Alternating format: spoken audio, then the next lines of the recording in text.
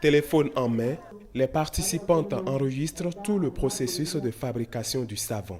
Elles veulent toutes avoir un support vidéo de cette formation gratuite initiée par Zulkifilou Mako pour le renforcement du leadership féminin à Djougou. L'événement de ce jour n'est qu'une suite logique d'un vaste programme d'action sociale mise en œuvre par le Bloc républicain à travers ma modeste personne. Au sein du parti Bloc républicain, notre devoir est d'assurer l'autonomisation de la femme béninoise.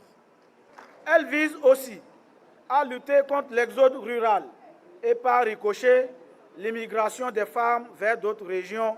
Nous remercions sincèrement Monsieur le ministre d'État Abdoulaye Biotchane pour son accompagnement dans la lutte contre la pauvreté dans notre commune. Derrière cette initiative du militant du parti Bloc républicain se cache l'envie de contribuer au développement de la commune. Les filles et fils de Djougou se sont mobilisés. Zulkifilou Mako est devenu un maillon important. Donc nous remercions infiniment Dieu le Tout-Puissant, l'Omniprésent, l'Omniscient, l'Omnipotent, de doter Zulkifilou d'une santé de fer. Au nom du président Abdoulaye Biotchane et au nom de la coordination BR, je lui dis merci. Si aujourd'hui on donne le monopole de la vente du savon à une femme, elle ne passera même jamais à l'immigration. Pour le préfet du département de la Donga, capitaliser la formation qui est en train d'être dispensée, c'est immédiatement mettre en action, en œuvre, les connaissances qui seront acquises à partir de ce jour-là. Ce n'est pas de ranger les connaissances et de continuer à se plaindre. Selon Zulkifilou Mako, des formations sont prévues dans d'autres secteurs d'activité pour celles qui n'ont pas été sélectionnées pour cette session.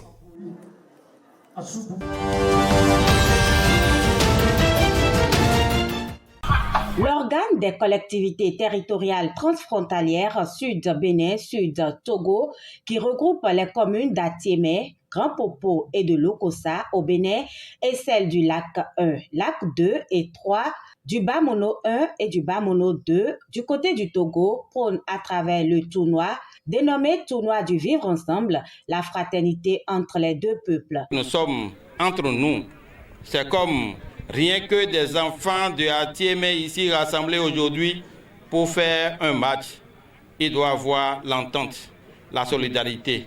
Le fair play total doit dominer afin que, à la fin, nous puissions nous donner encore la main pour dire, mon frère, on est ensemble. Vivre à la frontière d'un pays doit être perçu comme une bénédiction. Les Béninois et les Togolais sont les mêmes pays, nous sommes les mêmes peuples. Il n'y a pas de différence entre nous. Et puis nous sommes dans la dynamique également de prévenir l'insécurité à la frontière. Quand on est à la frontière, c'est une opportunité, ce n'est pas une menace. Le lancement de cette première édition met aux prises Atiémé du Bénin et Anéro du lac 1 dans le Togo. 2 buts partout à l'issue des 90 minutes de jeu. Anéro va se sentir déjà faire 2-2 ici et vont se mettre dans la peau de l'équipe qui va se qualifier pour le prochain tour. Mais on va le surprendre là-bas. Les autres qui aussi, ils ont mérité, nous aussi on a mérité. Mais on verra à Anéro, ça ne sera pas facile. Les matchs auront lieu en aller-retour pour une élimination directe et la finale de ce tournoi du Vivre Ensemble se tiendra dans la commune du lac 1 à Anéro le 8 septembre prochain.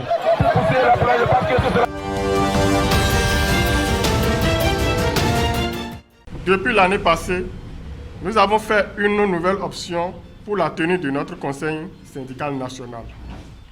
Cette option consiste à tenir le conseil sur 2 sites, de façon à rapprocher bien plus les structures de l'organisation à sa fêtière en vue d'une forte participation et d'une forte mobilisation, de réduire les peines des participants et tout ceci pour plus d'efficacité de l'action syndicale. À l'évaluation de l'édition 2002 à Djougou et à Alada, l'expérience a prouvé ses points forts et ses avantages, et c'est la conséquence de notre présence ici ce matin dans la cité des Koboro. Le conseil de cette année se tient dans un contexte où le secteur de l'éducation attend un événement majeur, un événement de taille qui déterminera à coup sûr la survie ou non de bon nombre de syndicats.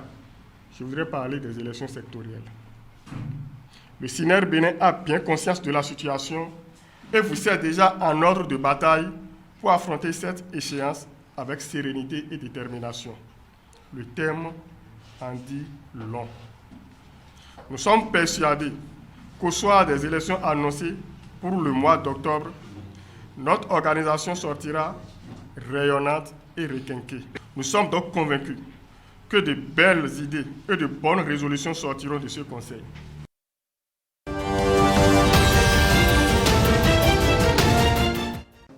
Tout en visant plus d'engagement des différents acteurs, cette conférence favorise les échanges sur les expériences des maires de Karimama et de Materi en matière de coproduction de la sécurité.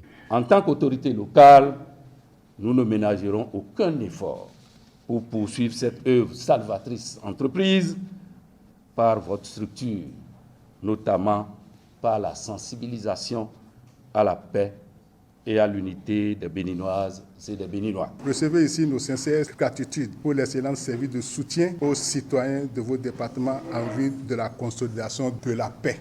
Cette conférence est le résultat de votre engagement. Le préfet salue cette initiative qui renforce les actions de riposte entreprises par le gouvernement. Il importe de saluer les efforts que déploie le gouvernement de la République du Bénin sous le leadership de son chef, le président Patrice Talon, dont le sens d'anticipation et la promptitude ont permis de limiter la progression des terroristes à travers le renforcement du dispositif sécuritaire, le maintien de la veille sécuritaire et la prise de mesures subséquentes. Cet engagement de la nation a été renforcé par la mise en œuvre de certains projets et programmes, notamment le projet d'appui au renforcement de la cohésion sociale, à la prévention de l'extrémisme violent, de la radicalisation et à la lutte contre les conflits liés à la transhumance, ainsi que le programme régional d'appui aux pays côtiers.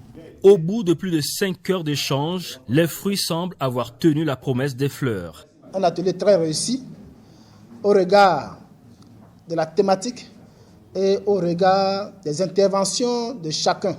Une douzaine de recommandations sont nées de nos échanges, les unes adressées aux communes, les autres orientées vers l'État. Sur la situation sécuritaire du Nord Bénin, même si la déclaration de la conférence des maires n'a pas eu lieu, un canal sera trouvé pour faire parvenir leurs recommandations au chef de l'État.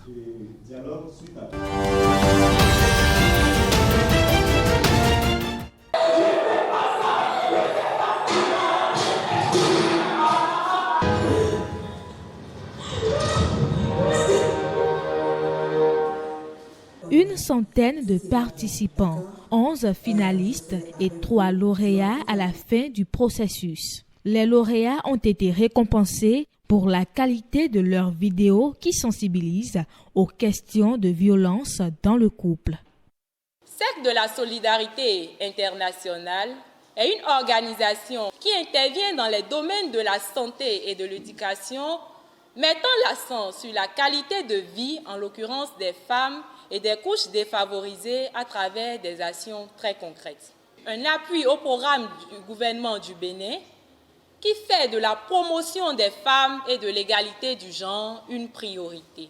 3 millions de personnes ont été touchées par les vidéos à travers les réseaux sociaux. Je prends particulièrement à cœur les violences pour les avoir vécues dans mes cellules. Nous ne venons pas pour subir, nous ne venons pas pour supporter les violences.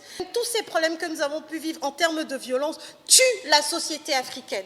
Des mères sont battues par leurs propres enfants, des femmes sont battues par leurs maris.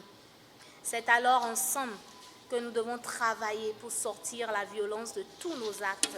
Chacun des 11 finalistes a reçu une attestation de participation. En plus des prix, les 3 lauréats sont nominés ambassadeurs de l'ONG Cercle de solidarité internationale dans la lutte contre les violences basées sur le genre.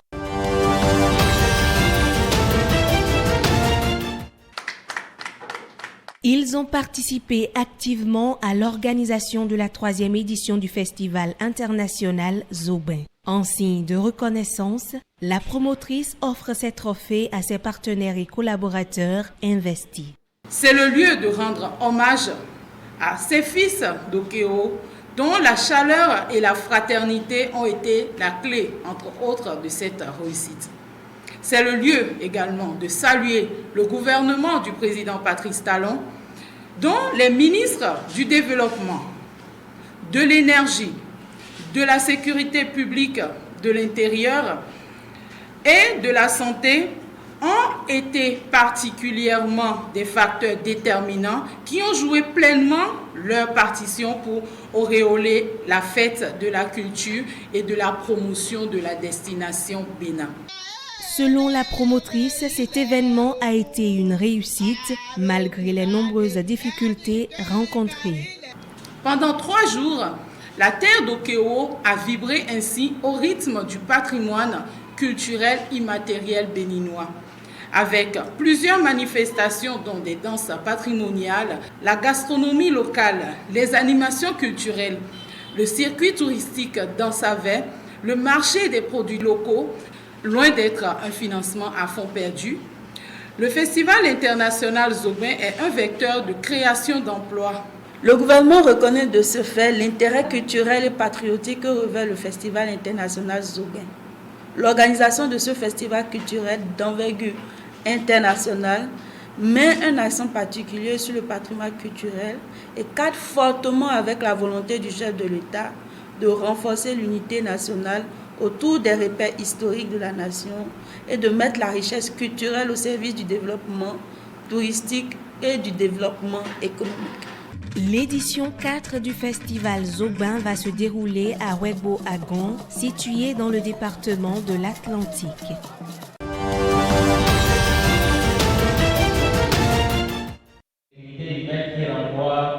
Elles renforcent leur capacité sur les méthodes de prévention et de lutte contre l'extrémisme violent au Nord Bénin. Les femmes parlementaires réunies en session de formation s'approprient entre autres les concepts de radicalisation, terrorisme, djihadisme et extrémisme violent. Cet atelier a pour objectif de sensibiliser sur les principales causes et conséquences de l'extrémisme violent, de vous informer sur les bonnes pratiques et les initiatives existantes en matière de prévention, de vous outiller pour élaborer et mettre en œuvre des actions concrètes au sein de vos communautés respectives, afin d'endiguer progressivement le phénomène. Elle vise à outiller les parlementaires sur les stratégies à mettre en œuvre de façon participative et inclusive avec les communautés vulnérables pour faire reculer et endiguer l'extrémisme religieux au Bénin.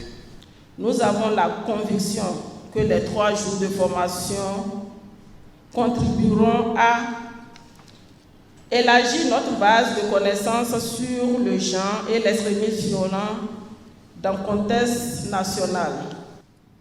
C'est dans ce contexte que l'Institut républicain international IRI a accepté de soutenir cette initiative d'Europe Bénin, dont l'objectif est de fournir aux femmes parlementaires les connaissances nécessaires pour mieux comprendre les moteurs de l'extrémisme violent, ainsi que le rôle crucial qu'elles peuvent jouer dans les efforts de prévention et de lutte contre celui-ci.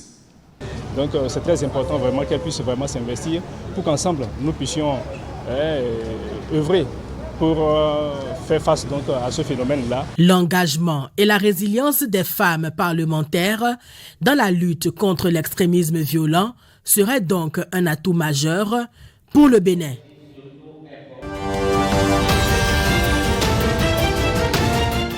Je voudrais vous confirmer une fois encore l'engagement des 9 maires du département du Zou. Ils ont une seule ambition, 0 grossesse en milieu scolaire pour contribuer au développement de la nation. C'est l'objectif poursuivi par cet engagement de 9 maires de l'Union des communes du Zou. Nous, acteurs du développement local, nous avons l'obligation de nous préoccuper de la santé des femmes et surtout des jeunes et adolescents du département, car les jeunes et les adolescents d'aujourd'hui constituent l'avenir de demain.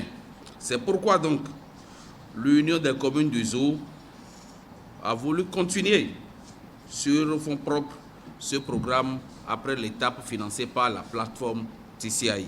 L'amélioration de la prévalence contraceptive est d'ailleurs choisie par le ministère de la Santé comme levier essentiel dans la réduction de la mortalité maternelle et infantile. Nous avons fait la preuve scientifique que la plupart des décès maternels surviennent lorsque les grossesses sont rapprochées. Il est question ici de travailler à espacer les naissances. C'est donc pour moi l'occasion de m'engager en mon nom personnel et au nom de tout le personnel de santé du Zou à porter avec efficacité cette intervention pour laquelle la collectivité locale nous appuie. Ce plan d'action intégré de planification familiale, de santé sexuelle et reproductive des adolescents et jeunes qui vient d'être signé sera porté par 85 centres de santé du département du Zou. « 30 ans durant, ils ont travaillé sans relâche et avec abnégation à divers postes au sein de l'administration du ministère de l'Économie et des Finances. Aujourd'hui, à la retraite, ils se mobilisent pour la création d'un creuset syndical dédié à la défense de leurs droits et surtout à la lutte pour une amélioration de leurs pensions. Le marché est le même. Et il s'est fait que dans notre pays, l'État a pensé aux agents en activité, mais il semble qu'on a oublié un peu les retraités. Ça fait un peu mal au cœur. On en pensait alors de constituer un syndicat pour que l'État puisse entendre notre voix. Puisqu'il n'y a pas que les agents fonctionnaires qui ont des droits et des intérêts à défendre. Mieux encore les retraités, plus vous êtes vieux, plus vous êtes vulnérable, plus vous avez des problèmes financiers.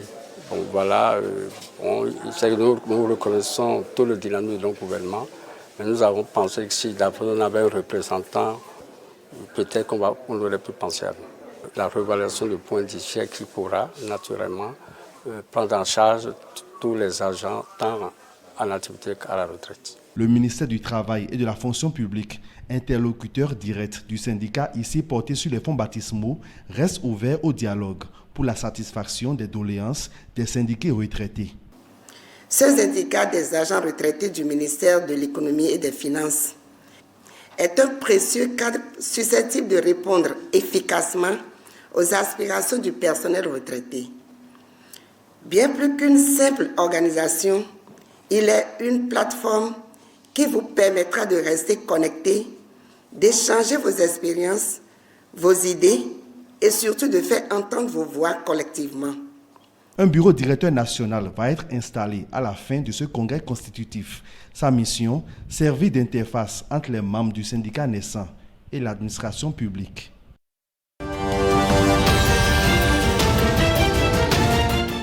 Un homme digne, un homme sage, un homme véridique, un homme qui peut être un dirigeant. L'homme, c'est Yakubu Malerossou, célébré pour sa grande générosité et ses actions de tous les jours en faveur du bien-être social et de la paix. C'est un homme humble. Il a l'écoute des uns et des autres. Aucun membre de la Fondation Malerossou ne va pas dire clair froissé un jour, parce qu'il met chacun à sa place. Le respect réciproque. Il est impérativement sérieux à notre portée et à noter que Malerossou Yakubu, le buffle d'Abomey, est un papa très heureux qui dispose des enfants super intelligents et serviteurs de la République. Ancien député à l'Assemblée nationale du Bénin, c'est à travers sa fondation Malerossou qu'il s'illustre comme grand artisan de la paix et de la concorde nationale. Dans les rues, comme dans cette salle ce soir, les bons témoignages se succèdent à son sujet. Quand vous rentrez chez lui avec des larmes, vous en sortez avec un sourire. Aujourd'hui, j'étais très occupé par beaucoup de célébrations, mais j'ai tenu à venir à cause de ce qu'il est et de ce qu'il fait. Beaucoup l'ont déjà dit, c'est vraiment un don, pas seulement à la communauté musulmane, mais à l'humanité. La présente cérémonie d'hommage est orchestrée par le Centre de promotion de l'entrepreneuriat et des arts, témoin des œuvres humanitaires de l'honorable. Une façon pour nous jeunes de rendre un hommage bien mérité à nos héros des temps modernes, nos aînés qui, de par leur fonction, action et militantisme, ont œuvré pour nous offrir le Bénin de paix, le Bénin d'hospitalité dans lequel nous vivons aujourd'hui. Devrions-nous attendre à chaque fois le départ de ces personnes au lieu du non-retour pour les arborer des hommages à titre posthume et les encenser d'éloges auxquels ils ne répondront presque jamais? Bien sûr que non. Les célébrer maintenant est mieux. Pour vous dire la vérité, moi, El Hadj Maleh Hossou, ici présent, ne fais rien sans votre accompagnement.